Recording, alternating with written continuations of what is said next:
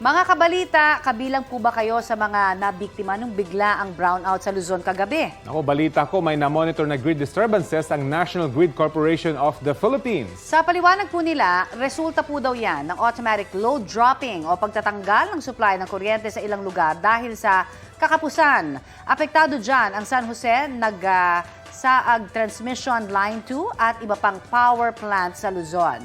Kabilang po sa mga naapektuhan ang Metro Manila, Cagayan, Kalinga, Apayao, Laguna, Quezon, Batangas at dyan sa Camarines Norte. Pasado alas 7:30 kagabi nang maibalik ang kuryente sa ilang lugar.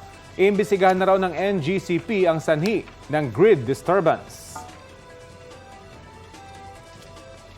Balita ko, may tututukan kayo tuwing 11 a.m. sa GTV. Alamin ang mahalagang balita at impormasyong dapat ninyong malaman sa Balita Ko tuwing Lunes hanggang Biyernes. Mag-subscribe din po sa GMA Integrated News sa YouTube. Sa mga kapuso naman abroad, maaari po kaming masubaybayan sa GMA Pinoy TV at www.gmanews.tv.